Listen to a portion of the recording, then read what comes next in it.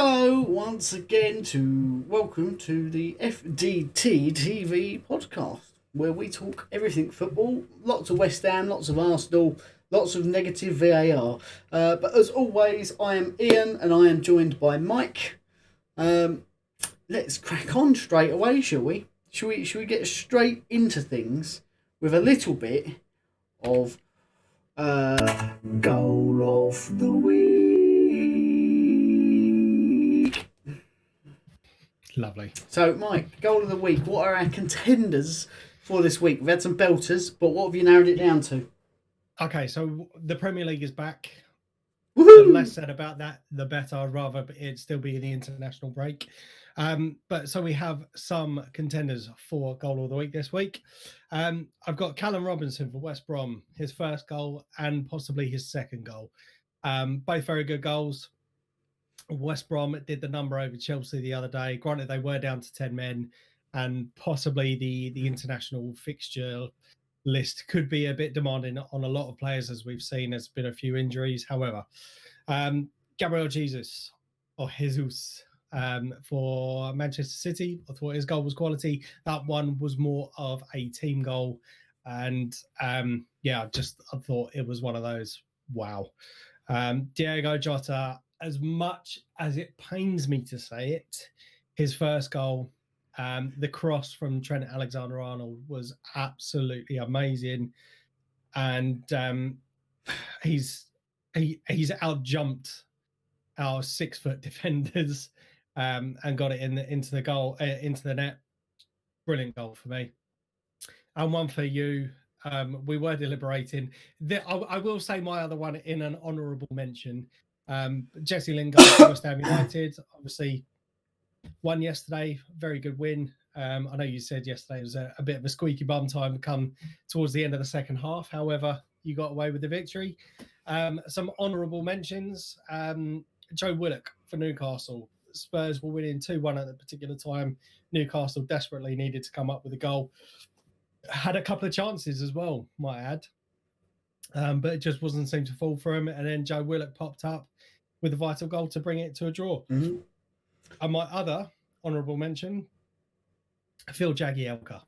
What a goal that was on the stretch. Granted, it was into his own net. But to be honest, with that sort of finish, I'd be running down the pitch celebrating. Take the shirt off the old Argentinian down the pitch.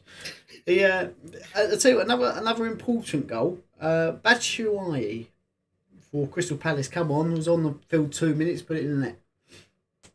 So levelled it up for them as well. But everyone did West Ham a favour, apart from Arsenal this weekend. So boo. I would say that we tried, but we didn't. No, you didn't. You didn't. See, it's a difficult one because you played like you played in the first 30 minutes of the West Ham game against Liverpool. And then I don't think it had anything to do with you turning it on, because we see in the Wolves game, we sort of did a blistering half hour and then went, well, it's all said and done now. And then they took control of the rest of the game. So I don't think it was anything to do with Arsenal being good. I think it was to do with West Ham not wanting to play more than 30 minutes of football. But that leads us nicely on to a little segue that we like to call One Good, One Bad. And being as you had the first kickoff, I will pass kindly over to you, Mr. Hawes, to give us your possibly one bad, maybe not one good, but we'll wait and see. I'll wait eagerly in anticipation. I'll start with the one good. There's not a lot I can pick up for good, but Gabriel Martinelli, I think, would be my one good. For the 12 plus minutes that he was on the pitch, I thought he was the game changer for us. I was texting a very good friend of ours during that particular match, and both of us venting our frustrations about how poor Arsenal had been throughout the entire game. As you mentioned, for the West Ham Arsenal game, I think for the 30 or the first 30 minutes that we played against you, we seemed to stretch out for the entire 90 minutes for this particular game. We sat back, we didn't press at all, couldn't string some passes together. We were just in general dog shit, and that's the worst performance I've seen from us in a long, long time. Mm-hmm. So frustrating. But for me, when Gabriel Martinelli come on, he was pressing. Martin Odegaard as well was another player who I thought was seemed to be wanting to go on the high press, but the rest of the team just didn't give a shit. We had some sloppy goals to give away. Just yeah. So Martinelli / Odegaard possibly my one good. Odegaard actually would probably nick it just because he played the longer out of the two. The one bad was just the overall performance. Like I've just said, there's no point in bleating on about it anymore. We were just fucking dreadful. I never want to see a performance like that again from an Arsenal team. And if I do, then the players need to be sacked. The managers. Well, in fact, I'm not even going to blame Mikel Arteta because we've seen it in a couple of sessions for post-match interviews where the players have come out and openly said that the boss is a genius. It's just they haven't stuck to the game plan, and I find it very hard to believe that was Mikel Arteta's game plan. And at the start of the second half, we did come out with a bit more intensity, but we were just fucking shit. Excuse my language. I was so disappointed with that match, and I was still sore about it yesterday. I was still angry about it yesterday, but it is what it is. We move on. Do you blame Arteta in the sense that he keeps putting the same players out? So I know you had a couple of key injuries out with Saka and Emil Smith-Rowe out, who were driving force. But Aubameyang is like the laziest player this season. If he's not scoring a goal, he ain't interested in the game. Mm-hmm. Yet he plays him week in and week out unless he turns up late. You think is he sitting in his office going, I hope he turns up late. I might go and let some of his tyres down, so he does. I've got an excuse not to play him then. But it's not just him though. There's a few players that Nicolas Pepe. We started to see a bit of good form from him. He was dropped, and I think possibly a little bit too harsh. But when you've got a player like Saka who's been on form, you can't drop him for it. So Pepe had to come in because of Saka's injury, but also Willian had just come back from injury as well. That's possibly why he didn't come on, because again, he's only just come back from injury. And I think possibly out of the two, based on recent form, I'd say Pepe slightly nicks it for me over the two. Right, okay. But Danny Ceballos was dreadful.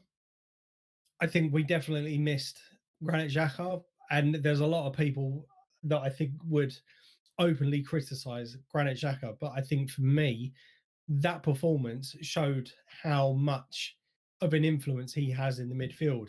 He likes to get stuck into a tackle. Sometimes it can be slightly overzealous, does get away with some possible bookings and potential red cards, but I think him and Thomas Partey in the midfield do boss quite a lot of our games because they both got a pass on him.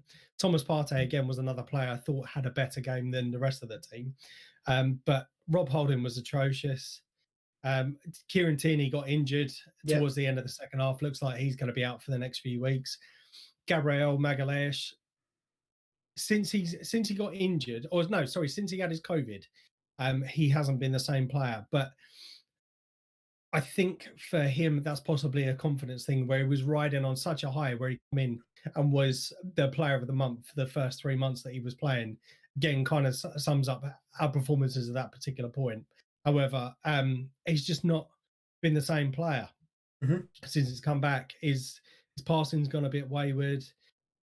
He does have some good games, or has had a few good games, but I think the negatives are definitely outweighing the positives from him. One player I did put down in my preview, and I think I said this, that I think his height and his strength, I think, would have been more valuable to us at the time, was Pablo Mari. Again, when he's been in the team, he's been absolutely outstanding. It was just I don't know why he wasn't picked for that. David Luiz is another player who's out for a couple of weeks because of a knee injury. Just had some surgery on it, some minor surgery, so he's going to be back into rehab. I think it was only like keyhole stuff, but Cedric Suarez had to come in for Kieran Tierney at left back, Mm-hmm. And it was just it almost was like, you know, when you turn up for either a Sunday league or a five-a-side match, and you've got some of those unregistered players, and you don't know what they're like, but they're there just to fill up the numbers. Yeah, that's what that performance felt like for me. So, I mean, I know exactly what you're saying. There was no heart in that whatsoever. So, having put out on loan people who've come through the academy like your Joe Willocks and your Maitland-Niles, although yes, okay, you may not be going their Champions League quality players, for being where you are, surely you want that in a team, a little bit of drive to go, this is a team I've been playing for. I've been working for the last 15 years to get into the first team. Put me on the pitch. So you want that drive that you see from these young players, that you've seen from Saka, you've seen from Emile Smith-Rowe. Surely having a bit more of that around the team would do some good. Well, just to bring it back to one particular player we were talking about in the podcast last week, that Balogun, I think it's Florian Balogun or whatever his name is, but he's another player who's proven himself in the under 23s, scoring goals. He's not getting a shot at the first team. I think one of the things that could be hampering him slightly is Alex Lacazette's form recently, where he's been scoring goals. Again, went through a run of good games, got dropped, and Aubameyang coming up top. I think just to try and get him back into scoring ways. However, once he's been brought back into the team, has looked quite good. So I think because him and Balogun are quite similar players, and they're quite stocky, got a lot of strength, have got quite a powerful shot on them, that's possibly why he's being left out of the team. But for me, I know he is our captain, and I know he signed on a mega money deal, as we were discussing a couple of weeks ago. I'd fucking drop him. If Aubameyang, he's got to be dropped. I think he should be dropped just for the haircut. Just on principle, like without and it doesn't matter if he was scoring 50 goals a game, just on the basis of that haircut, you're not being in the first team. What is that? I could forgive the haircut had he been banging the goals in. He's doing it for his country. Why isn't he doing it for us? That's question one. Question two. It's because Gabon have been playing people like Chetsney and things like that. I've got 6 players and one of them's got only one leg. Okay, but my second point is, I thought that was a joke. When I saw the Instagram pictures and the videos come up, I was like, oh, okay, he's doing it for a bit of a laugh. But when I saw him walk out onto that pitch, I texted Dan and I was like, what is with that hair? I thought it was a joke. Here's the other issue, right? We're still in COVID regulations. Yes, things have started to ease slightly, but hairdressers are still closed.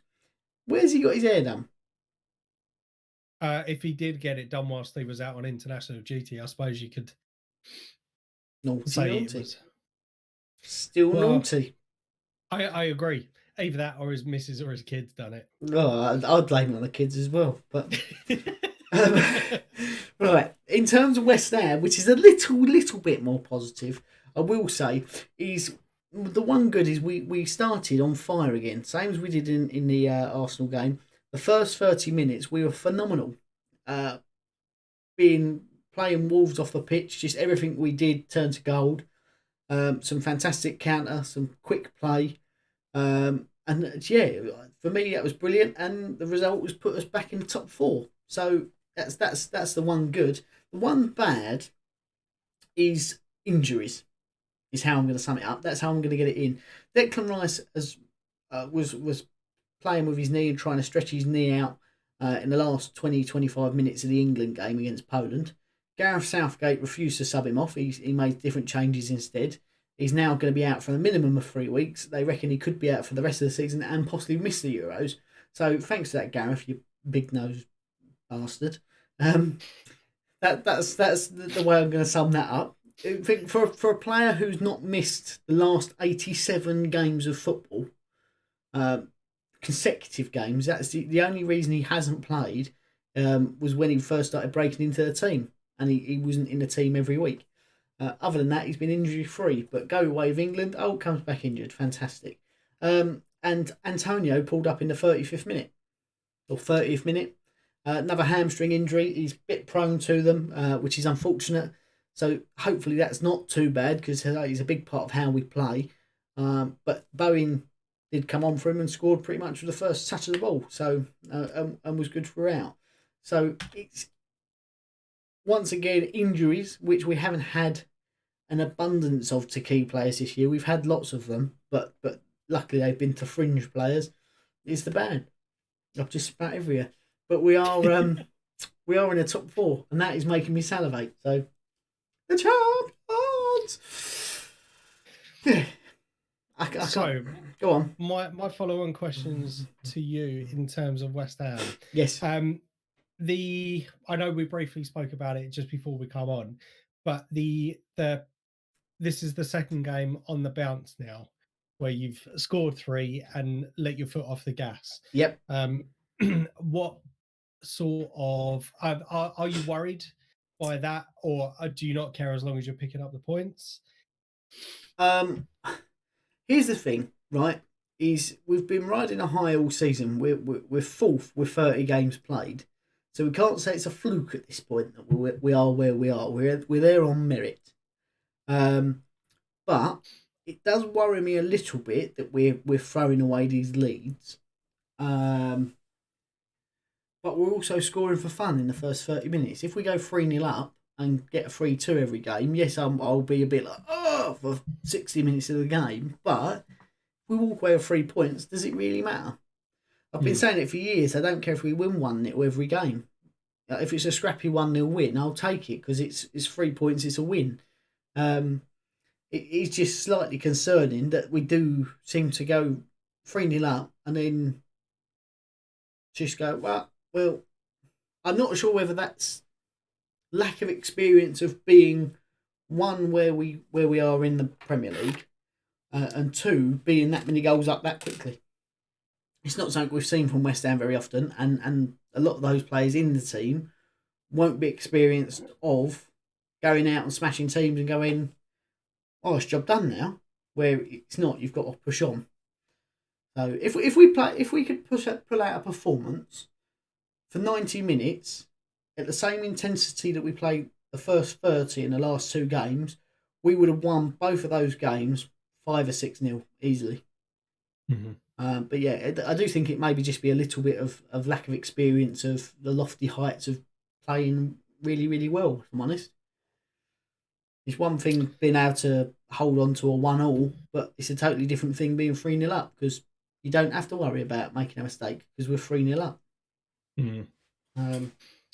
Second question, just in terms of Mikel Antonio, I think this is possibly the 3rd or 4th hamstring injury he's had this season. Yes.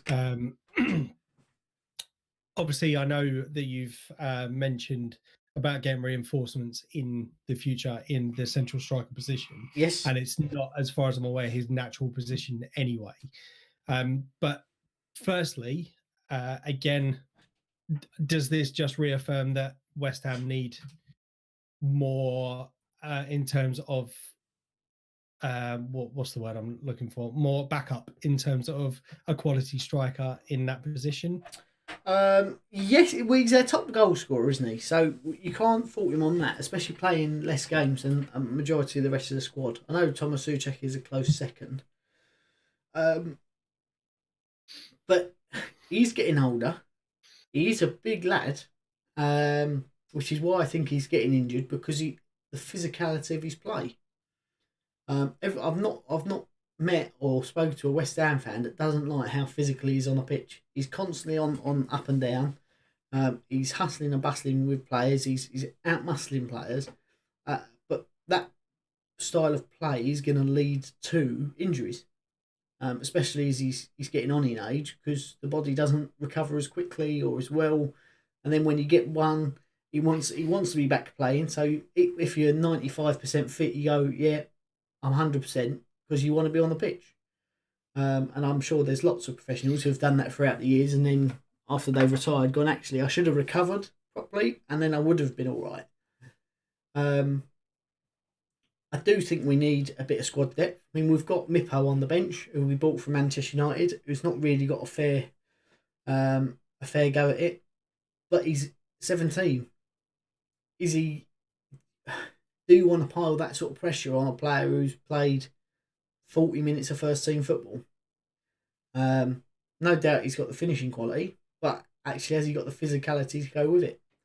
I mean, I'll get into it a little bit more in my match preview for the Leicester game, but I do think we're going to set up slightly differently, and I think we're going to play without a striker in the next game. With the amount, we lack squad depth overall, really. When you look at our midfield, we've got Mark Noble played. We had no midfielders on the bench. We've got Connor Coventry, who should be being put on the bench, in my opinion, playing really well. In the under 23s or under 21s, whatever it is now. But there's just an unbelievable lack of squad depth. And if we do somehow shit out a fourth place, that squad's going to need some serious investment. And I think the board will be a bit too overzealous with, we've got money coming in, let's just buy one big player and give it to David Moyes rather than letting him recruit well. Second part to that question. Obviously, there's no denying his ability. Mm-hmm. But do you think with his constant injuries, because I don't think, or I can recall a season where he hasn't picked up hamstring injuries, do you reckon that's why he hasn't been called up for England as much? No, I think it's very much in the same breath as why Mark Noble hasn't been called up. Is West Ham's an undesirable club.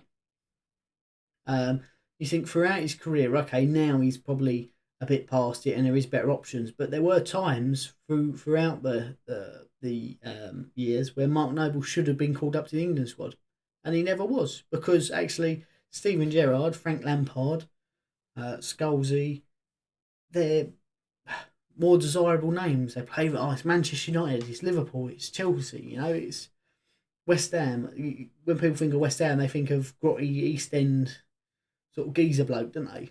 And I think, unfortunately, players are sort of all tarred with the same brush, and they're not given the opportunity. There's no doubt about it. He should have been in the England squad more than he has been. When you look at the end of last season, where he was scoring in consecutive games and was the top goal scorer after the reboot of the Premier League. Still not in with a shout. He's playing in a team that is now top 4 and been challenging all season for top 4, and he's their top goal scorer. Why is he not in the squad? Because it's West Ham. And I do think there's an agenda about it. I really do. It's as simple as that. Some of the injuries probably will have had something to do with it along the lines of at points he would have been injured when he could have been called up or was eligible to be called up. But I don't think that's the entire reason. One final question from me. Oh, go on. I'll try and answer this one in a more direct manner. Obviously, we saw Jesse Lingard come to West Ham United. Yes. In the January transfer window. Yes. We've seen the resurgence of Jesse Lingard since he's been at West Ham. Mm-hmm. With his current form, do you think he will re-sign for you in the summer? As in, do you reckon you will try and go for him? Or do you reckon that he's proven himself to Manchester United and they will keep hold of him? Now, this is a difficult one, because I said I was going to be more direct about it. Yes, I'd love for us to sign him. He's been brilliant for us. He's arguably been the best player in the Premier League since January. You think in 8 appearances, he's matched Jack Grealish's record for the season, where everyone's saying Jack Grealish needs to be in the England squad. Well, he's played 24 games, where Lingard's played 8. So who should be in the England squad? Have that as the Villa fans. Me. But West Ham are usually pretty shrewd, and we've seen it with the loan signings with an option to buy. Souček had an option to buy. Um, Dawson's had an option to buy. Ben Rama's had an option to buy. Lingard didn't. Manchester United didn't want to let him go. So they see him as an asset. And the fact that he's playing really well doesn't bode well for us. They did trigger, at the beginning of the season, the optional 1 year extension in his contract. So initially it was like, oh, he's going to cost 15 million to pick up in the summer. And I would have gone, yeah, pay that, 10 to 15 million, not a problem. Now he's playing really well. They've now upped their price, allegedly. They want 25 plus million. And at which point, I think, personally, he's not getting an opportunity at Manchester United. And some people are saying, well, he's not first team quality. I think he'd get in that United squad, especially the way he's playing. I think he's playing better than Martial, better than Rashford has been. So there's no doubt that he can do it. But for a player who's got 1 year left on his contract, I would say to Manchester United, we'll keep him. We'll sign him on a pre-contract for nothing in January. You know, we're not worried about it. We'll just wait and get him on a cheap deal. And that sounds terrible to do it like that, especially because you'd go, oh, we'll miss a year of him playing. But if they're going to be silly about it, then don't play ball with them. He's one of those. I think they're after lots of money, and if he carries on in the same vein of form, he's worth lots of money. But he's only got a year left on his contract. So I would say 15 million is a top price for a player with 1 year left on their contract. You're paying any more than that, then I think you're a little bit of a mug. Fair enough. Honest. Thank you very much. Oh, sorry, excuse me. Right, that moves us very swiftly on to my favourite introduction of all. So that one is actually Mike's. We haven't. I don't feel that we've done this. We haven't done it the last couple of weeks now. Just to reiterate, you might want to pull your headphones out of your ears because this is In fairness, I pulled mine out, and I'm quite glad I did. I've added a little caveat to this section. I know we call it VAR, or I've put in my notes, or lack thereof. Yes. Lots of. I think I might know what you'd be referring to on this one. Well, we had Michael Oliver again, didn't we? And he was giving yellow cards out for things that weren't fouls. He was giving handballs for things that weren't handball. And I'm not talking about the disallowed goal from Souček, because I agree, that was handball. But he was giving free kicks that weren't free kicks. For example, when Neto dived into Masuaku and they showed it on the replay and he was going down before he'd even kicked the ball or Masuaku had done anything, Masuaku was just standing still and he jumped into him and it was given as a free kick. So the fact that none of these decisions were looked at by VAR leads me to believe, and we've said this before, there is an agenda in football, because there were clear fouls on the other end that were given as, no, just get up and play on. Like, we had one clear penalty shout that I think should have been a penalty. VAR didn't look at it. Why? And they seem to look at everything else. But again, I think that's to do with the Premier League selling image rights and things like that. Who's more desirable? Liverpool, as a big club with your Mo Salahs and your Manes, or West Ham with Jared Bowen and Craig Dawson? You know?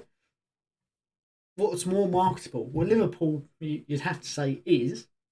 So is that why they get lots of decisions and the Manchester United gets lots of decisions go for them that shouldn't, and some of these other teams don't? I've not heard of many things where West Brom have got loads of decisions going for them in terms of VAR this season. Just one I've heard of that was quite clearly just a bit of a clusterfuck, and that was that free kick. But other than that, it seems to be the big clubs that are getting the rub of the green, and that is very frustrating. But I will sum this whole section up for me with saying Michael Oliver should not be allowed to referee in Premier League games. He is the worst official I've seen in a long time. Fair enough. And it frustrates the hell out of me. It really does. To be honest, I don't think we could just limit to one specific referee. I think across the board, the referees in general have been absolutely abysmal this season. One of the things that I wanted to bring up was the Harry Maguire situation on Danny Welbeck. Mm-hmm. It baffles me as to how. Again, I will bring it back to this one particular incident for us, where David Luiz was sent off for this faintest of touches. Yep. A sent off, red card, penalty given.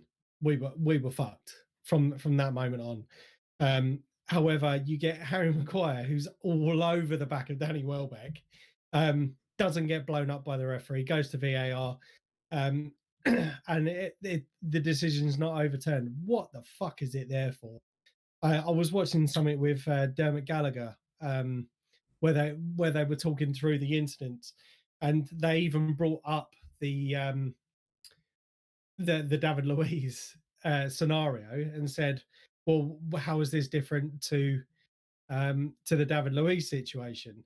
And it come up with some absolute bullshit. I didn't even want to repeat the amount of crap that come out of his mouth after that. There is no consistency whatsoever. But it was like, well, he didn't feel like, or the referee was, he said he didn't feel that there was enough contact. It was like they were both going for the ball, blah, blah, blah, blah, blah. And then they said the VAR had a look at it. They didn't think there was anything to overrule. And I was like, it baffles me. That was a penalty, clear and obvious. Yep. And that is what it's there for. That is what they've sold this crap to us for, to say that it is to sort out any clear and obvious errors. And if that's not a clear and obvious error, I do not know what is anymore. I personally think that the Premier League should have to rebrand, because they advertise it as the best league in the world, and you could say quite rightly, because anyone on any given day could beat anyone. So I get that, and there's a different winner every year pretty much. But I do think they should have to rebrand to say the best league with the worst officials in the world. And I don't think that would be an unfair assessment. I really don't. I completely agree. I'm not saying they have an easy job, but what I'm saying is they're doing a piss poor job of not having an easy job. If they got 80% of it right, I would be a bit more forgiving with it. But they get 20% of it right. I mean, we see in pretty much every game this weekend a shirt pull in the box that denied a goal scoring opportunity that wasn't given as a penalty. Yet every other week in the Premier League, it's been given as a penalty and a yellow card. I don't get it.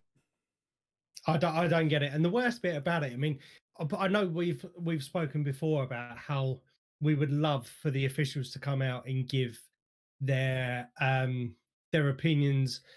Their reasonings as to why they've made that specific decision, and also with the likes of the VAR officials, and they've kind of to an extent done it with this ref watch thing or whether it is on Sky Sports. But for me, that is not giving the justification as to why those decisions have been made.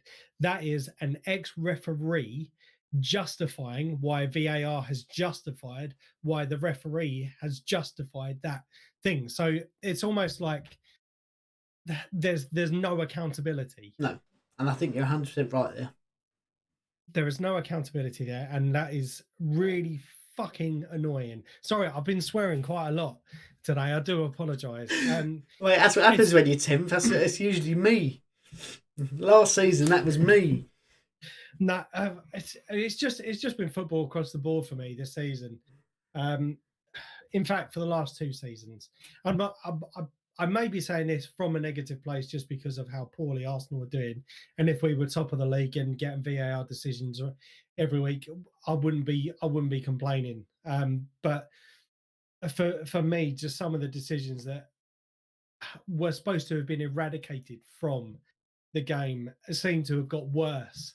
And I think the reasons as to why it has or seems to be worse is because we do have that technology now where we can see what has happened, but there's something in place that should be correcting it that isn't correcting it. I think you may have just hit, you've just said something which has sprung a light bulb in my head.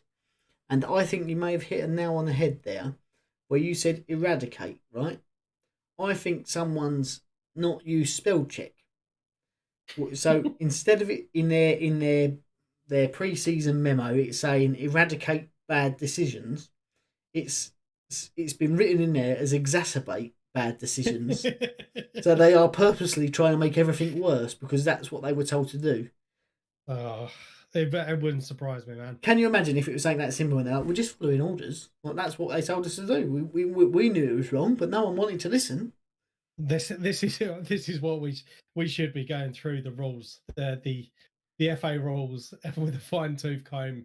Because to be honest, mate, I would actually be quite to see some people looking at the reasons as to why VAR is or what they can check and all that.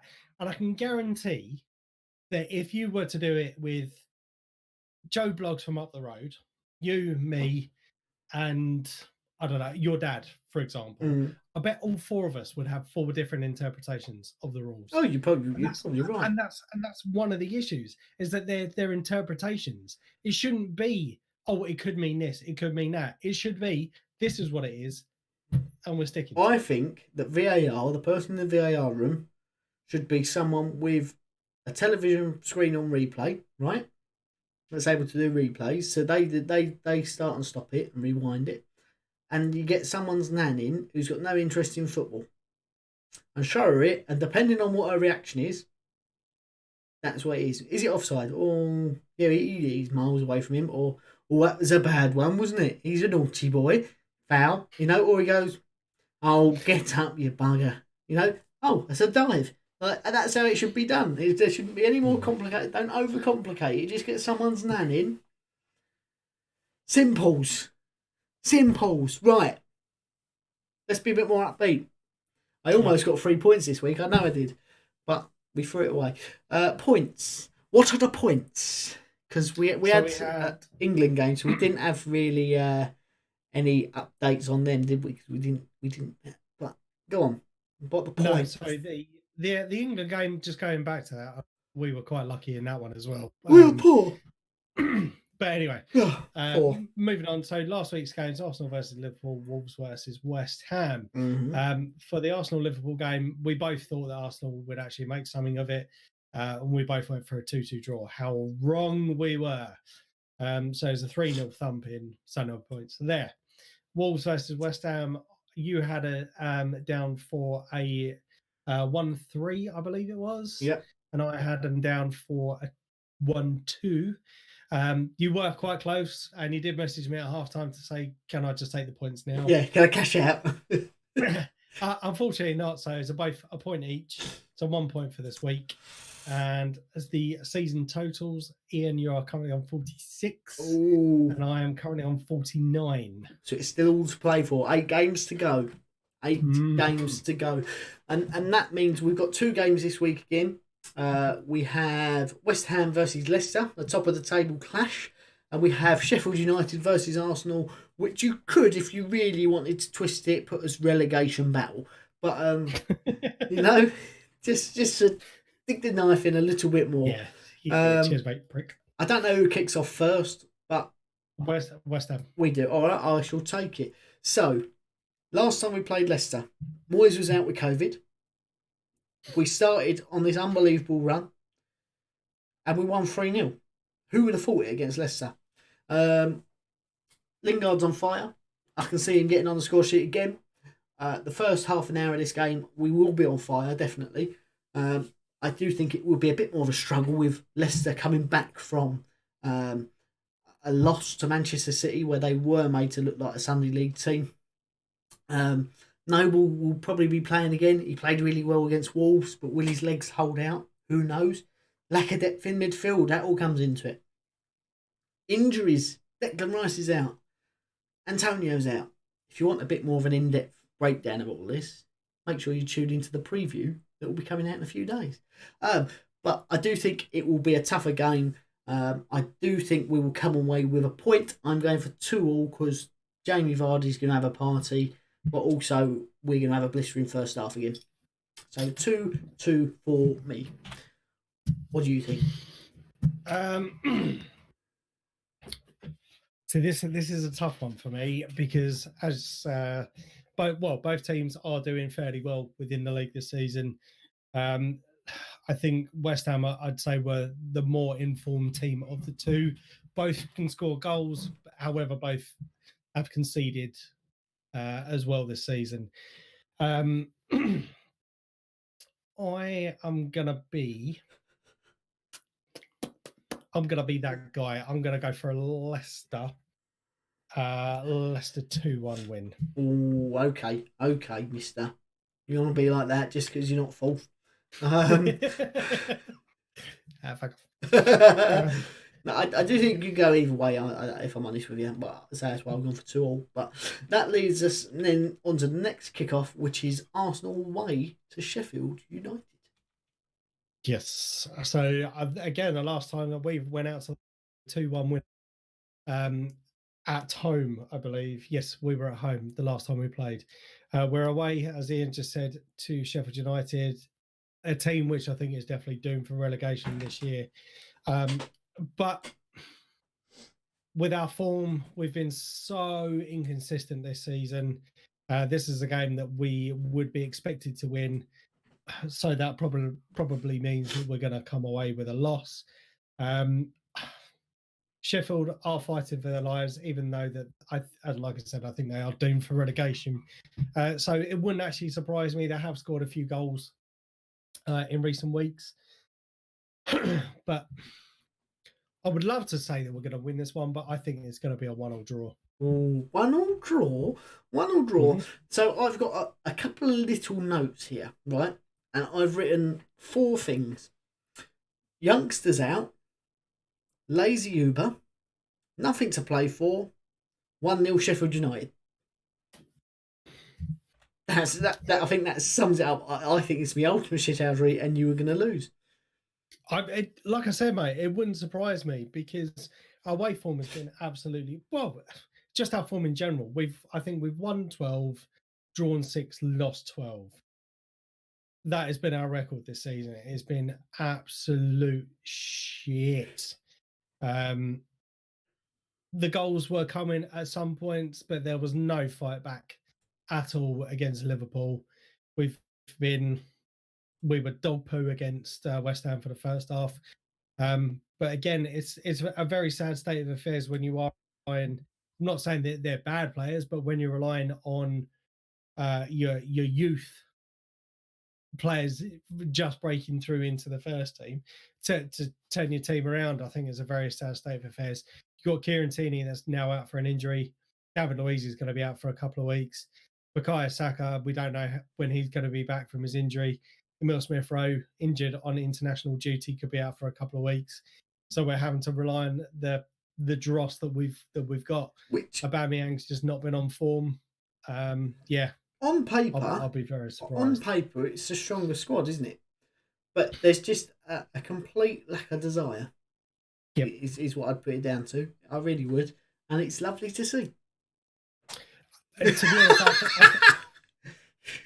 I think one of the things that we're obviously, because I said it a couple of weeks ago in terms of our European positions,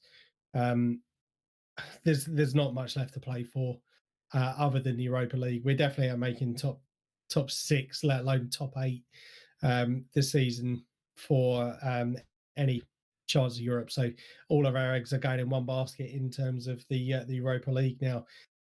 So we may see a heavily rotated squad for the game on Sunday, depending on who plays in Europe on Thursday. So Fair enough. The thing I looked at the other day, and this was including the Wolves fixture, I looked at all our Romanian fixtures, and I was like, I reckon we could get 15 points from these. And I hope that will be enough to secure top four. I don't know if it will, and it will be much harder when now Declan Rice is out and Antonio's out. We did get Masuaku back. That was good. Looked a bit unsharp, but or not match sharp, but he did a couple of good things. So that is a bonus, I suppose.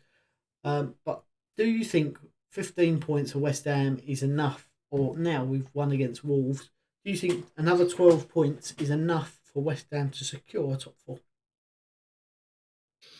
I would hope so. I would love to see West Ham in the top four. I think the Champions League next year. Obviously, if you do make full spot, you will have to qualify for the Champions League, or you'd have to play the prelim to get into the Champions League proper, wouldn't you? So, but and we'll go out to Uzbekistan United. Or AstraZeneca. Go out to AstraZeneca. No, I would honestly, I would genuinely love to see West Ham in the Champions League. Realistically, I think it's going to be Europa League for West Ham next year. I'd love to be proved wrong.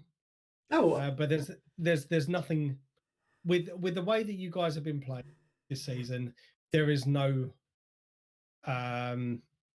It's not unrealistic for you to hit that full spot. No, so especially with 8 games to go and we're in full, you can't say it wouldn't be deserved. And if we did get full spot, has David Moyes got to be manager of the season, regardless of what anyone else has done? Even if Man City win a quadruple, I still think David Moyes would have to be manager of the season. Yep. Or manager of the year, whatever the award is, and that is solely based on if Pep was given the West Ham squad, could he lead them to a 4th place spot? No, he couldn't. I think he's had to spend how many billions to get to a quarter final of a Champions League. I know. This is or the season's not over yet, but in terms of the League Cup, Spurs could potentially disrupt that the Manchester City on that. I doubt it. It's certainly over recent seasons. It's been Manchester City's cup, isn't it? So it would be a massive upset to see Jose lift the League Cup. I'm not saying it's an impossibility because I know what my luck's like. I say it's an impossibility and it comes back and bites me in the arse. But when is the League Cup final? I genuinely, without looking, would have no idea. Because it would have normally have been played by now, wouldn't it? It's usually like February that it's played. Yeah, I think because of the fixture congestion, and also with the international breaks as well, it may even be in a couple of weeks, unless they're pushing it back to the end of the season, depending on who gets to the FA Cup final. Yeah, I don't know. I do think that's one that we definitely need to add on the points, especially if I'm still behind. We need to predict them. Have you got anything else to add to this week's football? Only that Arsenal, you need to buck your fucking ideas up, because another performance like that, you are going to lose a lot of fans. I think next week you're going to be even angrier than you were this week. I am going to get some popcorn. This to celebrate and wind you up. I think part of me thinks he's brilliant, because now you know how I felt for the last 28 years.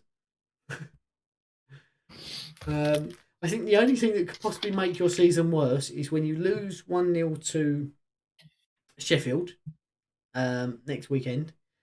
You sack Arteta, bring in Avram Grant. To be honest, mate, like I said, I know you sent a message out on the group chat the other day about hashtag Arteta out, and I know you were trying to get a reaction. However, I was just winding up. I genuinely don't think, from looking at the end of the Wenger era to looking at Unai Emery, Freddie Ljungberg. I know he was only in for a couple of games, and Mikel Arteta. I genuinely don't think the managers are the issue. I think it's the will and the desire of the players, and some players need a fucking reality check. Like like I said, it's excuse me, it's not an impossibility that some of these players thrive on having the fans in the stadiums.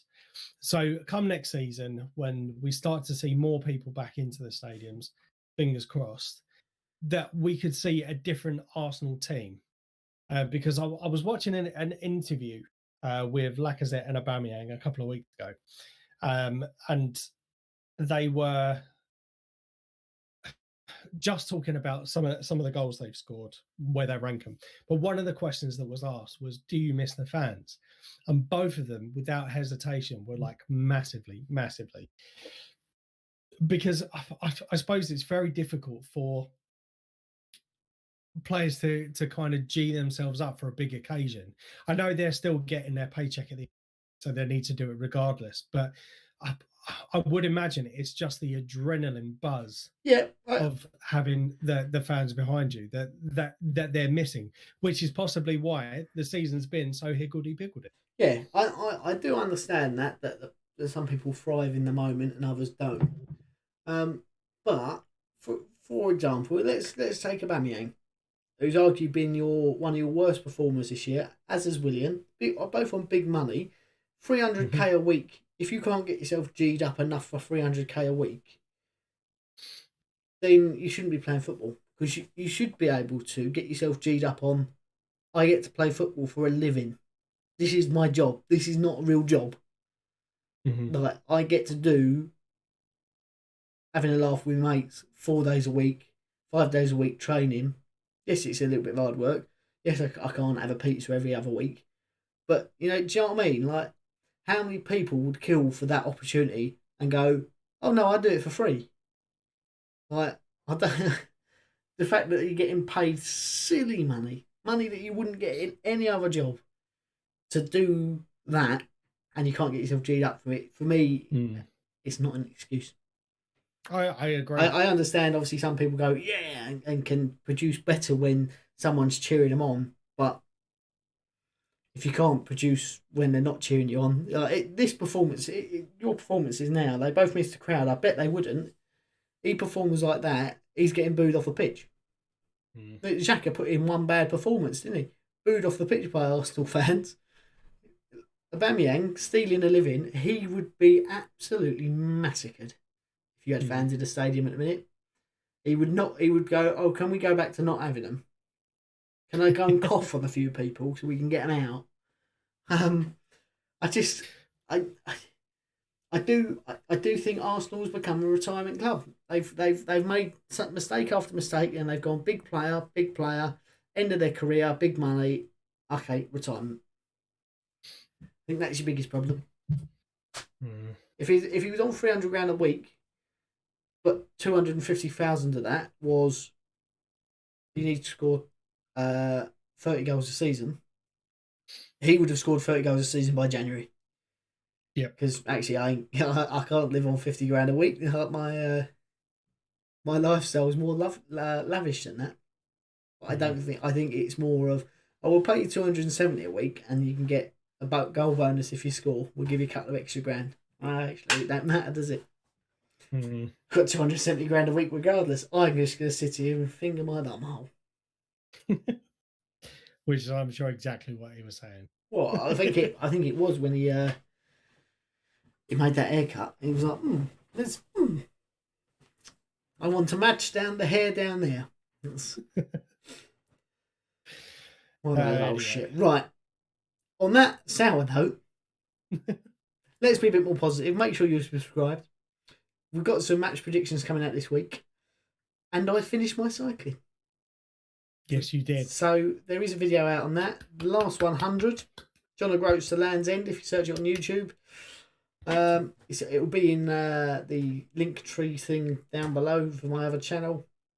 There's not much on this, just that really, and a drone footage when it was snowing. But until then, I have been Ian. Type in Mike. We are FDTTV, and we will try not to be so grumpy next week. See you later, guys. Bye bye.